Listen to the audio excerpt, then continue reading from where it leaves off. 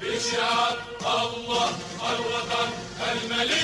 إصابة جديدة بفيروس كورونا المستجد، و1469 حالة شفاء، و24 حالة وفاة خلال 24 ساعة الماضية.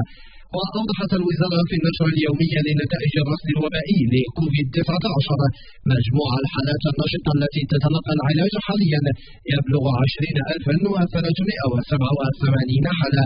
أما معدل ملء أسرة الإنعاش الخاصة بكوفيد-19 فقد بلغ 33.3%. إلى مدينة الدار البيضاء، وبعد الخرج الإعلامي لعمدة مدينة الدار البيضاء والتي يطالب فيها المواطنين المتضررين من الأمطار الأخيرة توجيه شكاية للشركة المفوض لها تدبير القطاع، استنكر عزبير العشري فاعل جمعوي بمنطقة عسبع في تصريح لأصوات مسطرة تقديم الشكايات من طرف المواطنين المتضررين من الفيضانات. لنستمع. واش اليوم المواطن مضرور المراكمي ياكل دوز مرحله ديال الكونفيرمو بيع البسطاط من الحانوت مضرور، واش باقي عنده الوقت يمشي يدبر على مفوض قضائي ولا عون قضائي باش يجي يضبط به الحاله ويمشي يدفع الشكايه وينتظر الشكايه، ومن بعد الشكايه راه ما كاينش تعويض، من بعد الشكايه كاين تخفيض في السومه ديال الاداء ديال الموظف اللي غادي تبدا تخلص ويقسموا لك هذاك التعويض على الشهور ديال الموظف.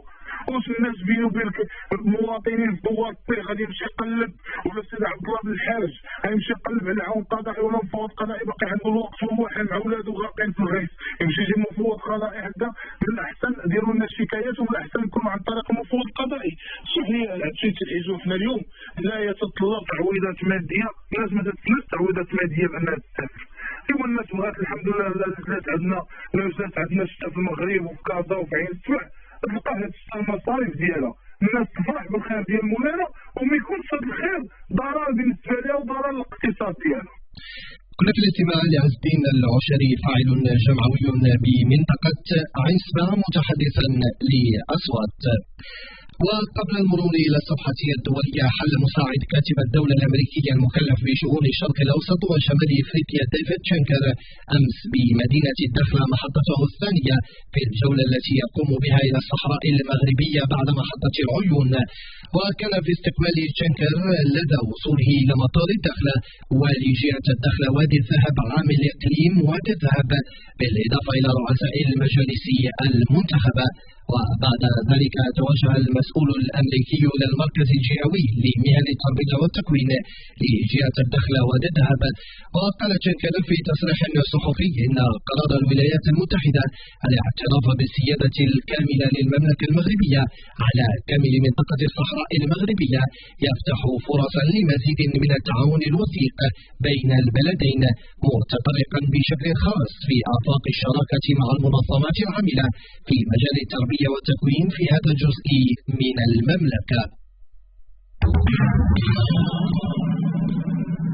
دوليا، أقر رئيس الوزراء الجزائري الأسبق أحمد يحيى خلال جلسة محاكمته أمس بأنه تلقى في فترة توليه رئاسة الوزراء سبائك ذهب من قادة خليجيين، قائلا إنه أعاد بيعها في السوق السوداء. واستؤنفت أمس محاكمة يحيى وعبد الملك سلال رئيسي الوزراء السابقين في عهد الرئيس السابق عبد العزيز بوتفليقة في إطار فضيحة فساد خطيرة في قطاع السيارات. كما تقررت إعادة فتح القضية بعد قبول المحكمة العليا للطعن بالنقد المدعي من طرف المتهمين. عثر على أشلاء جثث وحطام وقطعة ملابس أطفال اليوم قبالة سواحل العاصمة الإندونيسية جاكرتا، حيث تحطمت طائرة وعلى متنها 62 شخصا. ورصدت إشارة صادرة من الطائرة أثناء عمليات البحث المكثفة في بحر جاوا، بينما يبدو من المستبعد العثور على ناجين. ولم تعطي السلطات أي تفاصيل حتى الآن عن أسباب المحتملة للحادث.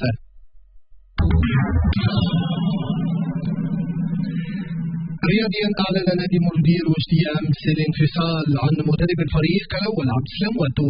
وأبرز النادي على صفحته الرسمية بموقع فيسبوك أن المكتب المديري لنادي مولودية وجدة لكرة القدم ينهي أنه تم الانفصال قانونيا عن عبد السلام واتو مدرب الفريق الأول للنادي. وكان قد تم التعاقد مع الدولية المغربية السابق عبد السلام واتو في بداية الموسم للإشراف على العارضة التقنية للفريق الوجدي خلفا للمدرب الجزائري عبد الحق بن شيخة. وفي ختام النشرة، استنكر الأكاديمي والمحلل